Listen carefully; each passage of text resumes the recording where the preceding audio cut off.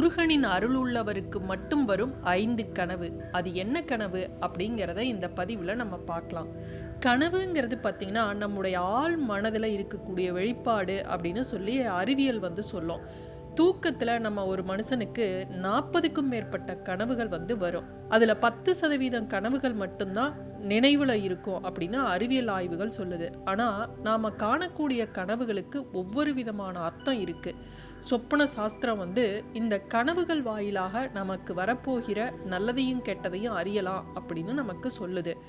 நம்ம ஆழ்ந்த உறக்கத்தில் இருக்கும்போது தான் இந்த பிரபஞ்சமோ நம்முடைய முன்னோர்களோ நம்மளுடைய இஷ்ட தெய்வமோ குலதெய்வமோ இது மாதிரி தெய்வீக சக்திகள் நம்ம கனவு வழியாக நம்மளை தொடர்பு கொள்ளும்.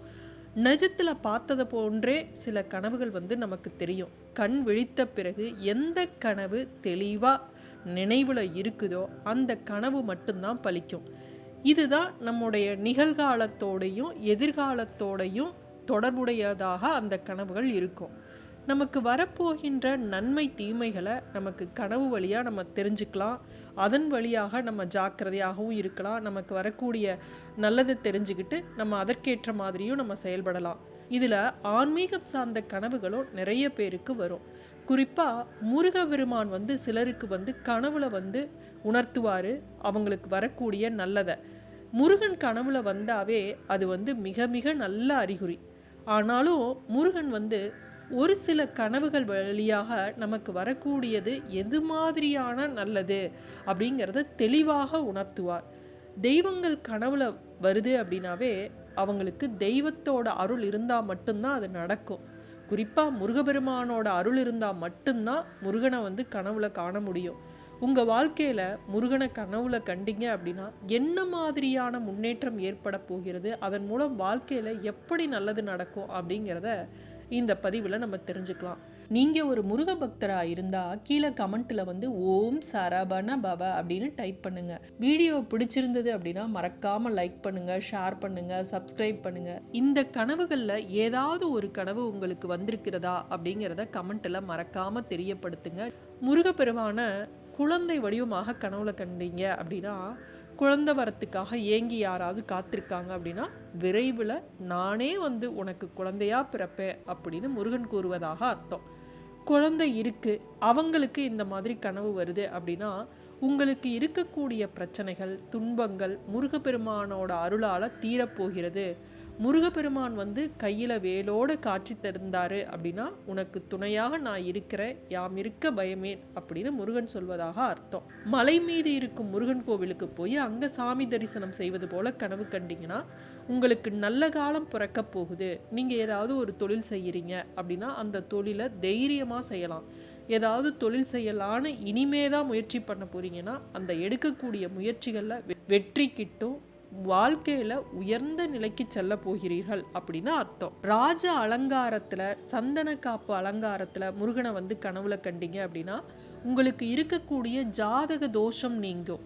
தடைகள் விலகி பெரிய வளர்ச்சி, பெரிய பதவி, பெரிய முன்னேற்றத்தை பெறப்போகிறீர்கள் அப்படின்னு அர்த்தம். மயில் உங்கள் கனவுல வருது அப்படின்னா முருகப்பெருமான் மயில் ரூபமாக உங்களுக்கு வரக்கூடிய நல்லதை கனவுல உணர்த்துறாருன்னு அர்த்தம். அதாவது செல்வ செழிப்பான வாழ்க்கை, மகிழ்ச்சி, உங்களுடைய விருப்பங்கள் அனைத்தும் நிறைவேற போகுது, உங்கள் வாழ்க்கையில் பணமழை பொழிய போகுது அப்படின்னு முருகன் காட்ட போகிறாரு. அதாவது பணமழை பொழிய போகுதுன்னா அப்படியே வீட்டில் கூரையை பிச்சுக்கிட்டு பணம் கொட்டும் அப்படிங்கிறது அர்த்தம் கிடையாது.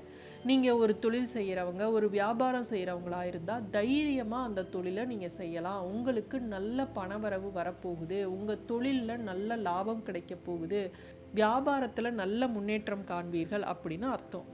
முருகனை திருமண கோலத்தில் கனவுல கண்டீங்க அப்படின்னா 2 அர்த்தம் இருக்குது. முதலாவது, திருமணம் ஆகாதவராக இருந்தால் விரைவில் முருகனோட அருளால் திருமணம் நடக்கும். இரண்டாவது, திருமணம் ஆனவர்களாக இருந்தால் உங்களுடைய வேண்டுதல்கள், நீங்கள் முருகன்கிட்ட ஏதாவது வச்சுருந்தீங்க அப்படின்னா அதை நீங்கள் நிறைவேற்றாமல் இருக்கிறீங்க, அந்த வேண்டுதலை நிறைவேற்ற வேண்டும் அப்படின்னு அது உணர்த்துது. முருகனோட வேல் வந்து உங்க கனவுல வந்தா நீங்க பாதுகாப்பாக இருக்கிறீர்கள் அப்படின்னு அர்த்தம். முருகனோட வேல் வந்து உங்களை காக்கும் அப்படின்னு அர்த்தம். அடுத்தது பாத்தீங்கன்னா, மயில் நடனம் ஆடுவது போல கனவு கண்டீங்க அப்படின்னா அது ஒரு நல்ல சகுனம். மயில் அப்படிங்கிறதே முருகனோட வாகனம் அல்லவா.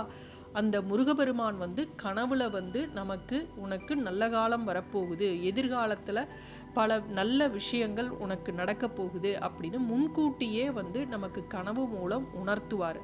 அதே போல குழந்தைகள் நடனமாடுவது போல கனவு கண்டீங்க அப்படின்னாலும் திருமணம் ஆகாதவர்களாக இருந்தால் திருமணம் தொடர்பான விஷயங்களை அது குறிப்பதாக இருக்கும். அதாவது முருகன் வந்து குழந்தை ரூபத்தில் வந்து நமக்கு வரக்கூடிய நல்லதை உணர்த்துறாரு. திருமணம் ஆனவர்களாக இருந்தால் உங்களுக்கு அதிர்ஷ்ட காற்று, அதுவும் எதிர்பாராத அதிர்ஷ்ட காற்று உங்கள் பக்கம் வீசப்போவதாக அர்த்தம். முருகன் கோவிலை வந்து கனவுல கண்டீங்க, முருகன் கோவிலுக்குள்ள நுழைவது போல கனவு கண்டீங்க அப்படின்னாலும் அது அதிர்ஷ்டத்தை குறிக்கக்கூடியது. பலிபீடத்தின் மீது முருகனோட சிலைகள் இருப்பது போல கனவு கண்டீங்க அப்படின்னா அளவில்லாத அதிர்ஷ்டம் வரப்போகிறது அப்படின்னு அர்த்தம். அடுத்தது முருகனோட வாகனமான சேவல் இருக்கு இல்லையா, அந்த சேவலை வந்து கனவுல கண்டீங்க அப்படின்னாலும் அது நல்ல ஒரு அதிர்ஷ்டத்தை குறிக்கக்கூடியது, பண வரவு வரப்போகுது அப்படின்னு குறிக்கக்கூடியது. கணவன் மனைவிக்குடையே நல்ல ஒரு அந்யோன்யமான வாழ்க்கை வாழ போறீங்க, உங்களுக்கு வந்து அளவில்லாத செல்வம் கிடைக்க போகிறது அப்படின்னு அது உணர்த்துது. மீண்டும் அடுத்த காணொளியில் சந்திப்போம். நன்றி, வணக்கம்.